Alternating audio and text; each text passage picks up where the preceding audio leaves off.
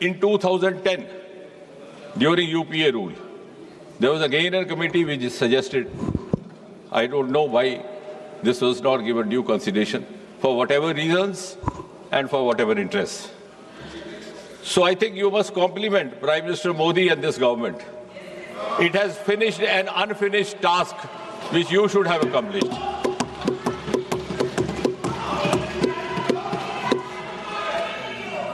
और इसलिए for the first time in 2024 this bill was brought in.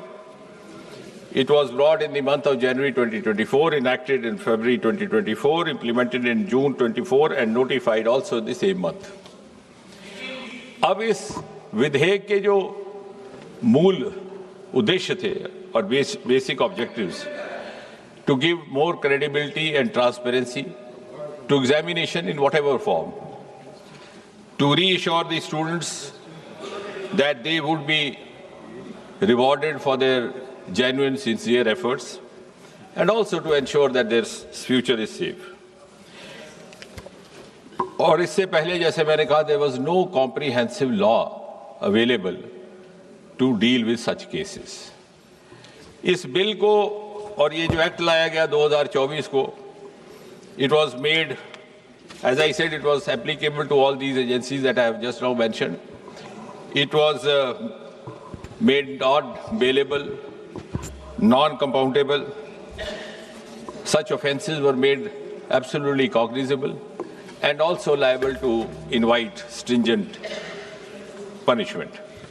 अब उस बिल की डिटेल में मैं नहीं जाऊंगा क्योंकि अभी उत्तर देने के समय भी रहेगा, लेकिन आप इस बात से तो सहमत होंगे कि हालिया जो घटनाक्रम रहा है उसका संज्ञान लेते हुए प्रधानमंत्री स्वयं ने ये निर्णय लिया कि हमें इसी विधेयक को थोड़ा और मजबूत करने की आवश्यकता. So we learned from the experience of the 2024 Act and the subsequent sequence of events, like any responsible government should do.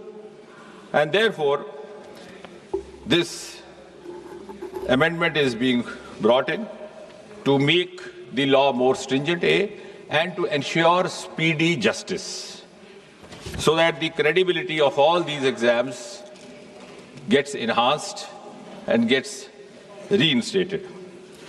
Mota isme, because then we have others to speak, and finally I'll come out with the reply.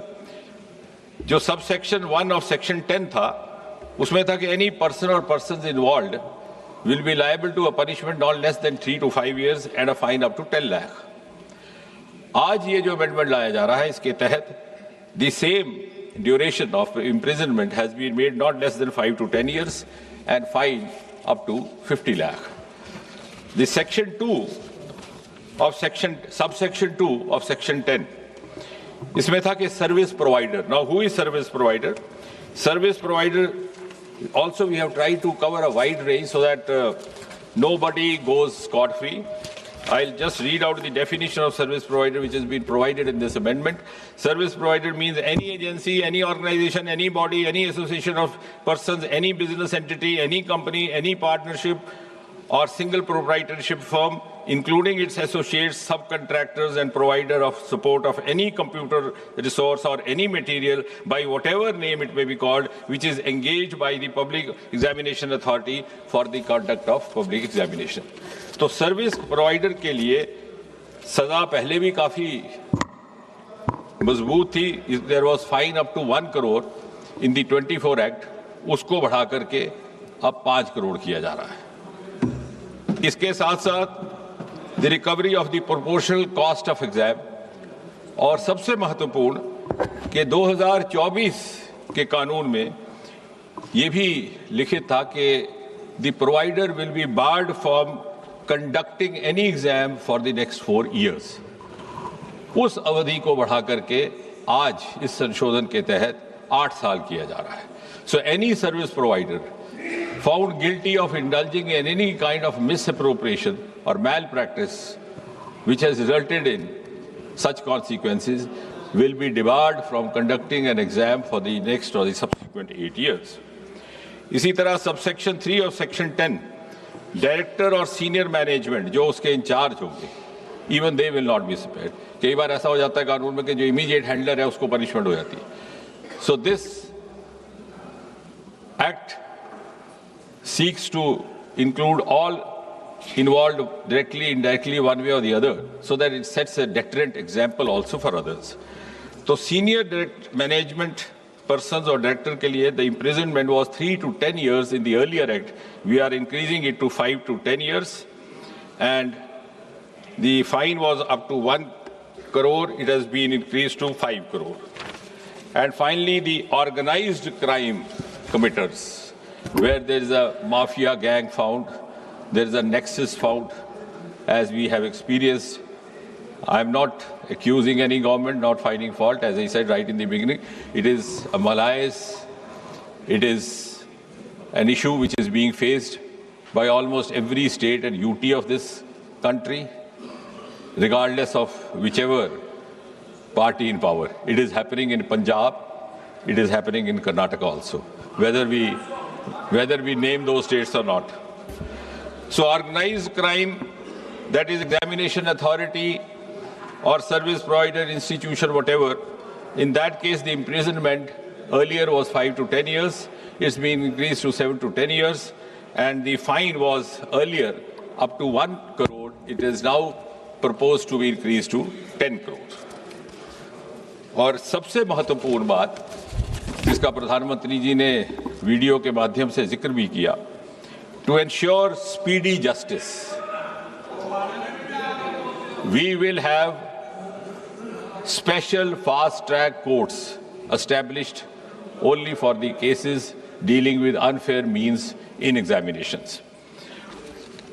और चाहे वो special task force हो, चाहे वो central जैसे, because this bill and the earlier bill also entitles the government or the authorizes the government to pass this on to any central agency or to special task force, or even where the police Percy is conducting. उनके लिए section 12A has been added to this earlier bill, which provides for special fast track courts. अब उसमें भी हमने एक समय सीमा तय कर दी है. The investigation has to be completed within a span of 2 months, regardless of whether it is a central agency or a special task force. और 2 महीने के भीतर सारी जांच इन्वेस्टिगेशन मुकम्मल की जाएगी, और उसके बाद जो भी ट्रायल कोर्ट होगा, जो अभी इस केस में is going to be a fast track special court, उसमें ये 3 महीने, यानी जिस दिन वारदात रिपोर्ट हुई है उस दिन से लेकर के आखिरी निर्णय आने तक 5 महीने से ज्यादा अवधि काल नहीं रहा जाएगा. So I think this is one of the most important components incorporated in this amendment. और उसके बाद भी अगर कोई अपील करना चाहे तो appeal will not be less than double bench of a high court, and appeal within 30 days. That too, if there are justifiable grounds to satisfy the crowd. इसके साथ ही साथ इससे जुड़े जो और जुर्म होंगे, जो और क्राइम होंगे, they will also not go unattended or scot free. जो हमारी भारतीय न्याय समिति के प्रावधान है उसके अंतर्गत उनका भी निवारण करने का प्रावधान रहेगा. और इसलिए मेरा ये निवेदन है कि एक बड़ा ही महत्वपूर्ण विधेयक लेकर के आए हैं हम, और सरकार की प्रतिबद्धता का आप इसी बात से अनुमान लगा सकते हैं कि इसी विधेयक के लाने के साथ ही साथ हमारे लॉ मिनिस्टर साहब की ओर से भी एक प्रस्ताव जारी कर दिया गया कि वक्त ज़ाया ना हो तो ये जो स्पेशल फास्ट ट्रैक कोर्ट्स है इनको स्थापित करने का भी क्रम साथ ही साथ प्रारंभ किया जाए. उसमें दिल्ली, मुंबई, कोलकाता, मध्य प्रदेश, बिहार, उत्तराखंड में पहले ही इन्होंने गठित कर दिया है और आने वाले दिनों में बाकी स्थानों पर भी. इसके साथ ही साथ अभी कल ही प्रधानमंत्री जी ने एक महत्वपूर्ण घोषणा करते हुए एक टास्क फोर्स का भी ऐलान किया है to recommend reforms to make the exams systems leak proof. उसमें कुछ एक बड़े वरिष्ठ लोग सम्मिलित किए गए हैं who belong to the world of academics, world of technology, and who are known to have expertise and experience in these domains. Mr. Nandan Nilekani, co-founder Infosys, Mr. S. Somnath, ISRO chief, Tapan Dekka, ex-DIB, Mr. V. Kamakoti, director IIT Madras, Chennai, और इसी तरह से हमारे दो और member भी उसमें शामिल हैं, एक फॉर्मर सेक्रेटरी एजुकेशन और एक टेक्नोलॉजी एक्सपर्ट। और साथ ही साथ जो राधा कृष्ण कमेटी गठित की गई थी 22 जून 2024 में, उसमें से जो मोटी मोटी 46 की रिकमेंडेशंस थी, उसमें से भी लगभग 76% अर्थात 35 इंप्लीमेंट हो चुकी है।